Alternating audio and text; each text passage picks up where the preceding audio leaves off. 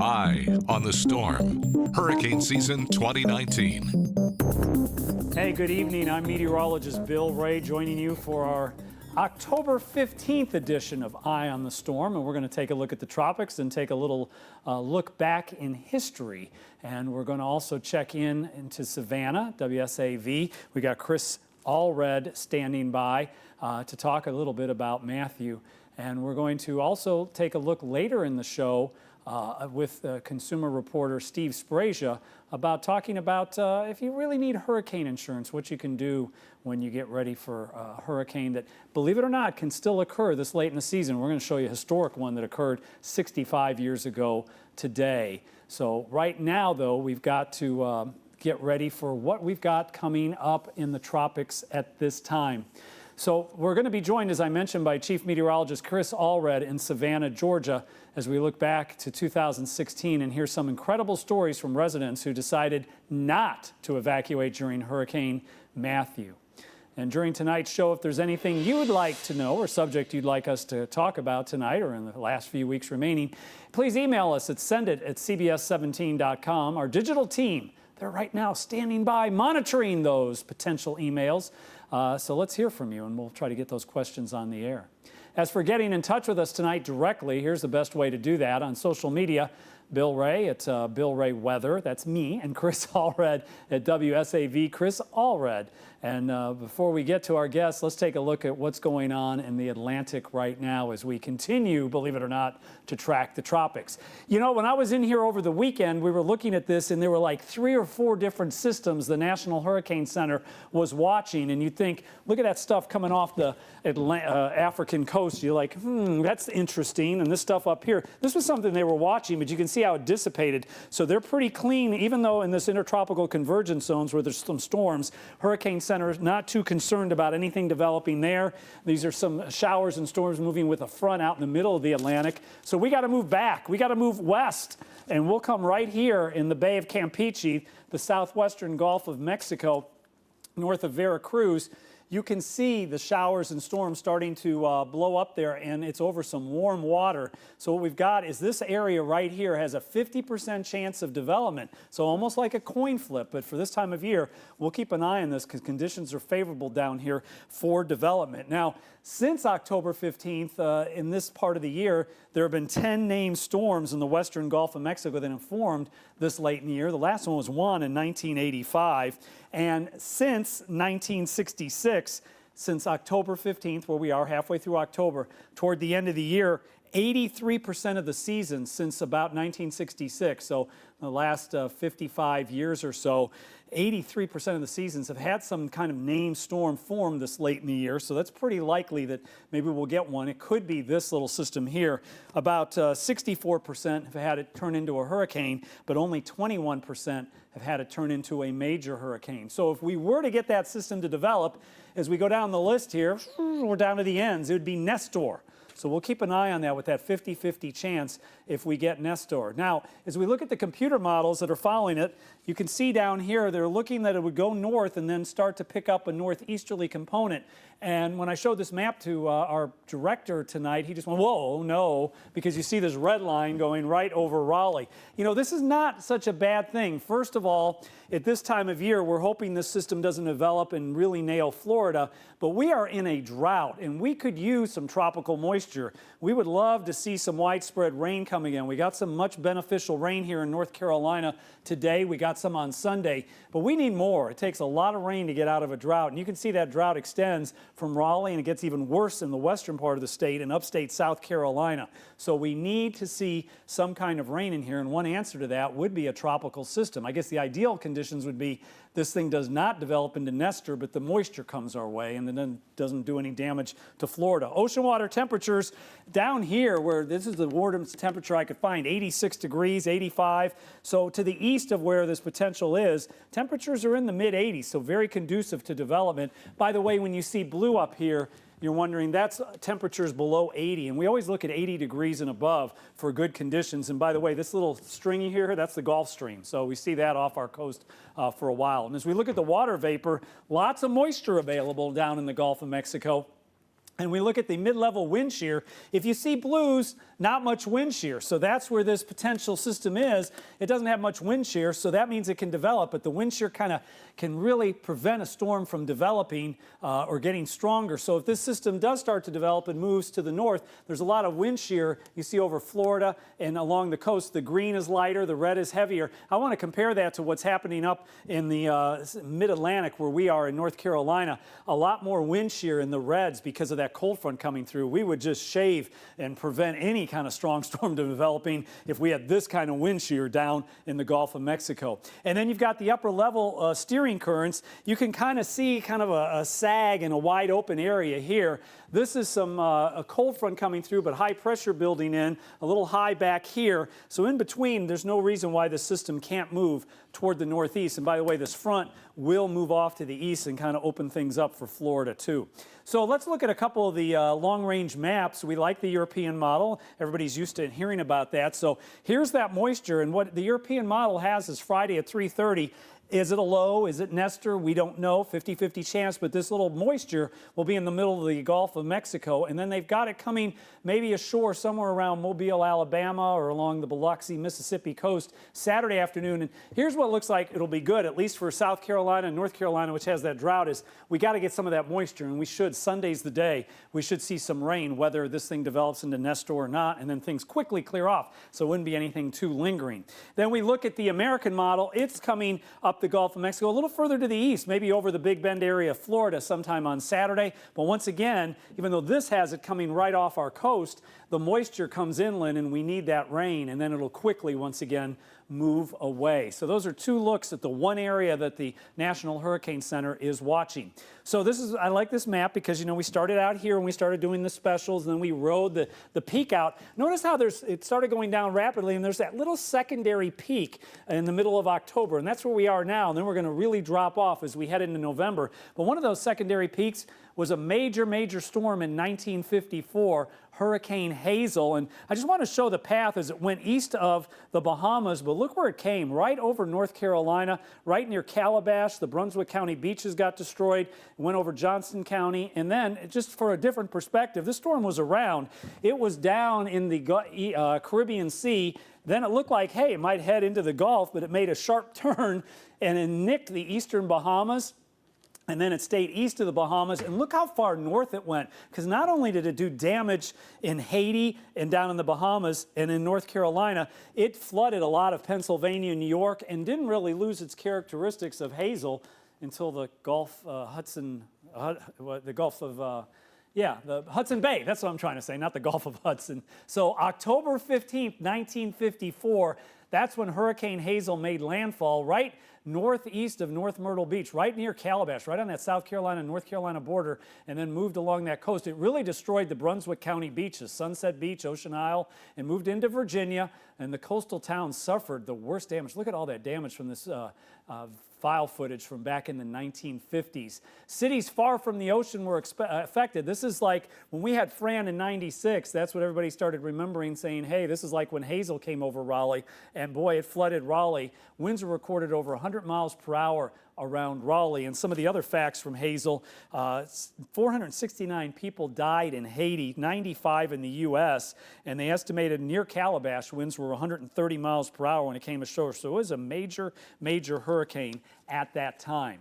Now, this next storm was not a major, major hurricane, but everybody's got everything in their minds as Hurricane Matthew from a couple years ago. So we want to talk about that storm as we're going to join Chris Allred, who's at WSAV in Savannah. Good evening, Chris. Talk about Hurricane Matthew that really affected your area just 2 years ago and played with the North Carolina coast. That is exactly right. You know, this time of year, actually tonight, we're going to see very cool weather take over in the coastal empire and low country. So we're all kind of thinking about moving into the fall-like months and headed toward winter, but we're not done with the tropics just yet. And we are talking about Hurricane Matthew that hit 3 years ago here in the coastal empire and low country. And the last time that we got hit pretty hard was all the way back in 1979. So you're talking about years and years before we had another threat that developed here in the Savannah area. So I want to take a look here at the history of the storm system, because we were able to watch the storm system for several days before we knew exactly what kind of threat it was going to be for us here at home. So as it did move up the coast, that was the early part of October, and it approached our area October 7th and hit really hard during the overnight hours, and then it moved on out October 8th. And when it did come up right along the coast of Georgia, it was a Category 2 hurricane. So looking at a couple of facts here, some of the stats that we had from the storm system, the strongest wind gust that was measured was out on Tybee Island. That's right here in Chatham County, in Savannah area. It was 96 miles per hour. Hilton Head Island, also another area that got hit really, really badly, was all the way up at 87 miles per hour. And then, of course, areas farther inland, they weren't out of the water yet either. We definitely had winds that were up, to about 70 miles per hour, enough to do a lot of damage. Because as a reminder, the last time that we got hit by a hurricane was back in 1979. So you had all these trees that were vulnerable. So all it took was a little bit of a wind gust and they all started to get knocked down. Another thing that the storm system did is it dropped an incredible amount of rain. You have to look at these storm totals right here. Hunter Army Airfield picked up 17.5 inches. Hilton Head Island around 16.5 inches. And if I'm not mistaken, I believe the Bluffton area picked up close to 18.5 inches of rain. So you had the winds, you had the rain, and then of course you had the storm surge, which did break records. Now this is a photo right here of some of the flooding that we saw from the storm system. This is President Street. This is actually a street that I take every single day to take my daughter to school. And underneath the bridge right there, underneath the Truman Parkway, that is where a lot of our homeless choose to live in that area. And some of them were not able to get out, or they refused to leave. We're not really sure, but they were having to walk through at least waist deep water once the storm system pushed on through. Another thing, Fort Pulaski. This is right along Highway 80 as you do head out to Tybee Island. It got surrounded completely by water. It was like that for quite a bit of time. And then Highway 80, this is what it would have looked like. The highest storm surge happened in the middle of the night around 2:30, 3 o'clock in the morning. And Highway 80 would have been completely covered with water, which again, for those who live out on the islands, they would have not have been able to come on and off the island, or emergency crews were not be able to get to them. And that is the reason why we had mandatory evacuations that were called. The problem is not everybody was willing to leave like they should have. And we have a story for you tonight about a few people who did choose to stay in South Carolina out of the Hilton Head area and also in Beaufort. Take a look here. The docks here at Harbortown Marina are still mostly empty, even 8 months after the storm. That's because there's still no power or sewage for them to hook up to here. But what about the folks that aren't worried about the cleanup, but actually sat through Matthew, who rode out the storm? I talked to two who said there was a reason they didn't leave. There was an 8-hour period when it was a horrible decision. A decision Mark Stuckert had to make on his own inside his Spanish Wells home, all while caring for his cancer-stricken wife and his son's 2 infant babies. Because Joan was sick, we had come up with a hard stop. 11:15 Friday morning, it was a stay or go. Even if I'm wrong, we'll just leave on Saturday. Except that I forgot the trees were down from here to Cheyenne. It was a silly decision. Never do again. That's what Jeff Wilson says now, but as Matthew arrived, he stayed with his wife and 2 other couples in a townhouse right on the water on Harbortown. We were thinking we're up way above the water, any water problems, and we in a concrete steel building. They were projecting that the winds would be about the same as Hermine, so we thought it's not going to be that bad, right? It sounds like a freight train. There's wind is rolling all over the place, and every pine cone and pine nut and pebble and rock is bouncing against the windows in the house. It was about 12:30 when the power went out, and that's when I said, oh no, now we're in trouble. When was it that moment of, okay, maybe this wasn't the smartest thing that I've done? 3:15 when I heard the tree hit the house. The tree hit, it was a loud crash, and the house shook. What goes through your mind when you see the tree? Uh-oh. This wasn't a good idea. Something big is happening, you can feel something big is happening, but then when you have an opening to it, it sort of enhances it, it makes it a bit scarier. We were bailing water because the water came from the north had nowhere to go. We were shoveling until 7 a.m., pretty much nonstop. The three of us with towels, brooms, mops, and buckets from the front out to our emergency exit, trying to just swish it down those stairs. Get everything moved back here, the rug folded up, and there was about an hour when we had direct winds that we were sort of hiding behind the sofa as the windows were bulging a little bit. I know that sounds odd, but it was just an incredible thing to watch the force of nature. Knock wood, we were safe, but it really was an amazing experience. I don't know I'd stay again. I was incredibly overconfident in my abilities to understand how storms worked, my ability to react to the storm, and my ability to change my decision later. That overconfidence, fortunately, didn't hurt me.